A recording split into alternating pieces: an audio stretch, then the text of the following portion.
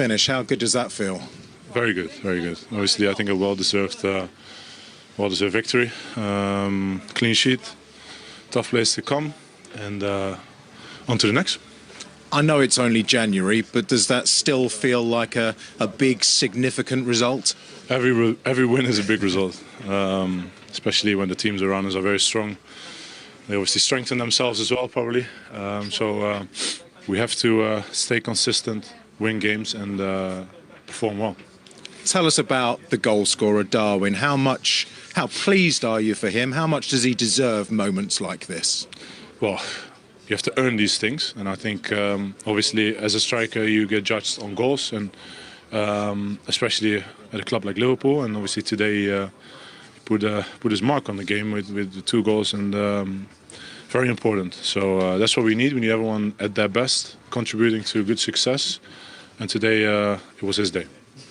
You say you need everyone at their best. Were you at your best for that first 90 minutes of this game as a team? I think so, yeah. Don't you think so? 37 shots and, just needed injury time to get over the line. Well, you are very analysed well, then obviously Brentford away is a very difficult place to come. They have a very clear structure. Obviously, you try to break a low block down at times, and if you lose the ball, sometimes you can get a counter-attack around you, and you have to defend that in the best way possible, and I think we did. Obviously, they created some moments, some danger moments. I think they created those kind of moments against any team in the league. But we handled it well. We created many moments as well, and could have scored more. But we take the 2-0 and move on. You've won titles before. This time of year, you don't win titles. Is it all about sort of getting through, scrapping your way through, finding a way always? No, it's trying to play your best football ever, every game. You try to perform in the best way possible. And every game, I think, is a very difficult game. There is no walk in the park, if people want to say that. Because every game, teams are very good, and they want to play their best game against us as well, like always. Like we want to play the best game against the opponents, and every game will be a difficult one. And I think if nobody is ready for a bumpy ride, then this season will definitely be one, and hopefully we'll be consistent in winning games and enjoy ourselves as well. Because if you don't enjoy the ride, then it's a difficult score. Sorry. Looks like you enjoyed it today. Very well played. Thank you very much. Thank you, Virgil. Cheers. For all the mayhem and the celebrations on the pitch, off it with Virgil, very calm. He was excellent again today. He defends really well. He's very clever, isn't he? He very rarely goes to ground. He ushers the forwards, wherever they are, away from the goal, shutting angles down and then trusting his goalkeeper. So there were moments where Brentford attacked, counter-attacked and got chances, but you didn't feel as if they were ever in any danger, Liverpool. I always felt it was just a matter of time. And listen, they were a little bit fortunate in the end because the goals come so late. But when you've got fresh legs like a Harvey Elliott, like a Curtis Jones, a Nunez, a Andy Robertson come on, a Chiesa, they just overpower you, they just wear you down in the end. And it was, I thought it was well deserved, even though people will speak about, how the goals came eventually and how late they were. But Liverpool were by far the better team. So the headlines in the end will go to Darwin Nunez. He came off the bench in the 65th minute. In the 91st, with their 36th shot of the game, it eventually told the pressure then, Alan.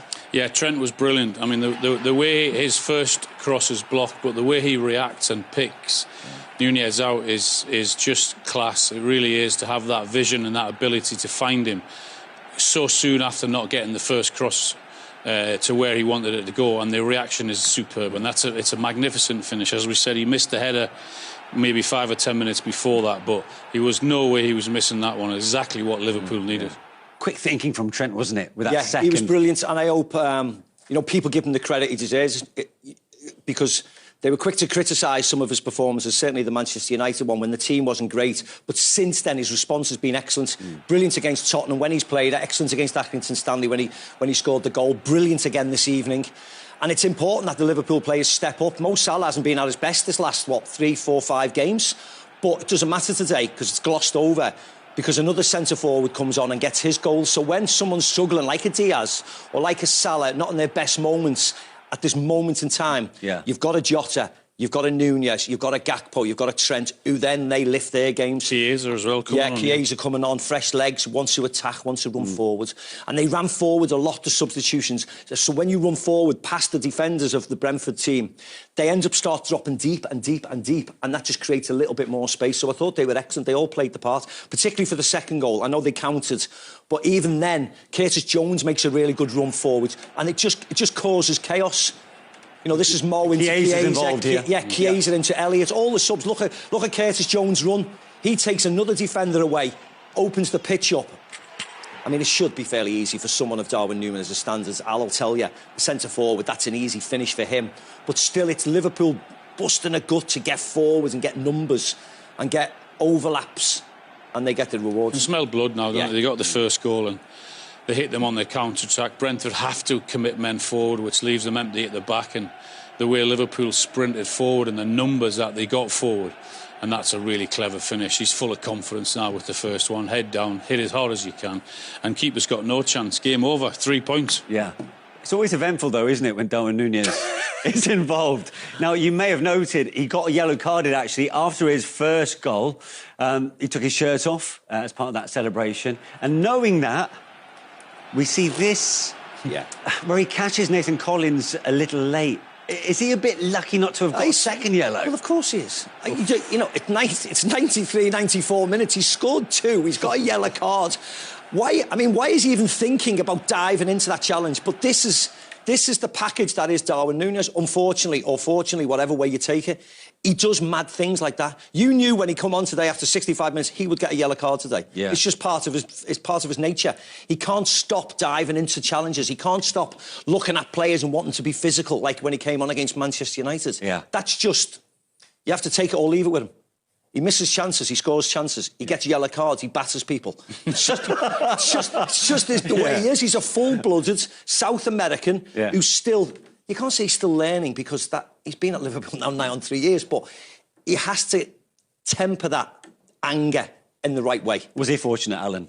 Yeah, I think he was fortunate, yeah. I mean, there was so many challenges I've seen like that being given a yellow card. So with him on one yellow card already, he was slightly fortunate, absolutely, Yeah. OK, let's go to the 2 other games that have also come to a conclusion in the Premier League.